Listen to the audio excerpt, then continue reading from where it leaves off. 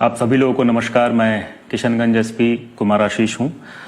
आप सभी लोगों को धन्यवाद सबसे पहले मैं देना चाहूँगा कि अभी तक किशनगंज जिला हमारा ग्रीन जोन में है और हमारे यहाँ ऊपर वाले की दया से और हम लोगों की मेहनत से अभी तक कोई पॉजिटिव केस नहीं है।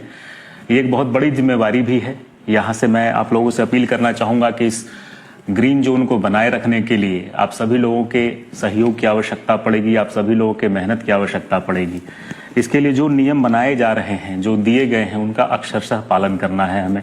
किसी भी तरीके से किसी भी जगह पे इनका वायलेशन करना बहुत खतरनाक हो सकता है। जैसा हम लोग देख रहे हैं अगल बगल के जिलों में इस तरह की बहुत सारी वारदातें हो चुकी हैं जहां पर पॉजिटिव केस हो गया है। जरा सी लापरवाही जो है ये संक्रमण फैला सकती है और हमें कितना खतरा हो सकता है आप सभी जानते हैं। इसकी तैयारी के लिए हम लोग ब्लॉक स्तर पर सभी जगह क्वारंटाइन सेंटर बनाए गए हैं जिनमें व्यापक व्यवस्था की जा रही है।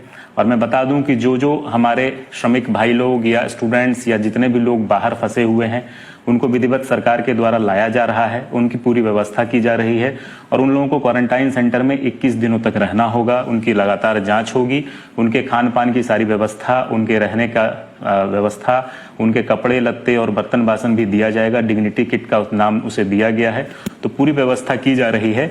तो इन व्यवस्थाओं के साथ साथ हमें सभी नियमों का पालन करना पड़ेगा। और जो ये कोरोना का संकट है, इस कोरोना के संकट के लिए हमें एक जन आंदोलन की आवश्यकता पड़ेगी। ये जन आंदोलन होगा तभी जाके हम लोग इसको अच्छे तरीके से निभा पाएंगे। जन आंदोलन कैसा?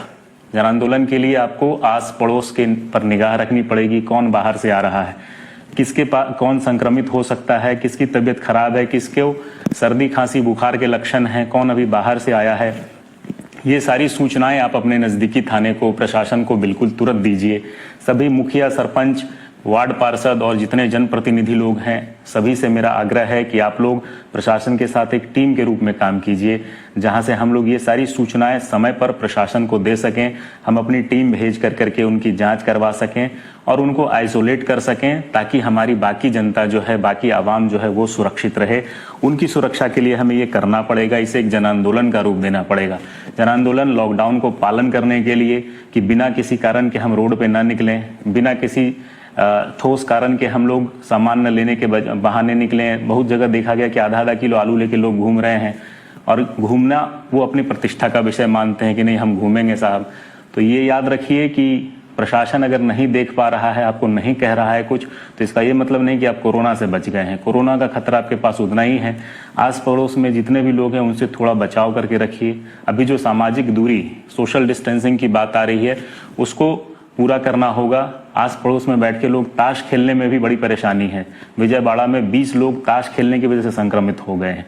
तो जो छोटी छोटी बातें हैं वो अंत में जाकर के बहुत फैटल हो सकती है, बहुत ही घातक हो सकती है। तो हमारी आप सभी लोगों से अपील है कि किसी प्रकार की इस तरह की लापरवाही ना करें। तो एक अपील हम उन घर वालों से कहेंगे कि आप अपने जितने भी स्नेही बंधु आपके बाहर हैं, जो आना चाह रहे हैं, श्रमिक हों, स्टूडेंट हों, काम करने वाले हों, जो भी हों, उनको जरूर ये फोन करके कह दें कि आप जरूर आइए, लेकिन वहां पहले जांच करवाइए और यहाँ आकर के जो जांच का प्रोसेस होता है उसको भी पूरा कराइए। बिना जांच के किसी को भी गांव में, अपने परिवार में, अपने घर में आने मत दीजिए।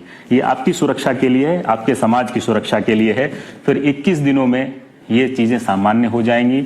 21 दिनों में जब उनका सभी स्वास्थ्य ठीक रहता है तो फिर चीजें सामान्य हो सकती हैं, सामान्य जीवन वो जी सकते हैं। एक अपील आखिर में ये कहना चाहूंगा कि बिल्कुल पैनिक ना हो। किसी तरह का पैनिक जो है हमारे लिए घातक हो सकता है। जो निर्देश दिए जा रहे हैं उनका पालन कीजिए। हम ग्रीन जोन में हैं और आगे भी ग्रीन जोन में रहें, इसके लिए हम सभी लोगों को प्रयास करना पड़ेगा। हम ही सभी लोगों को कंधे से कंधा मिला करके आगे बढ़ना पड़ेगा। आप सभी लोगों को बहुत बहुत धन्यवाद। ग्रीन जोन में बने रहने के लिए लॉकडाउन 3 का अक्षरशः पालन करें।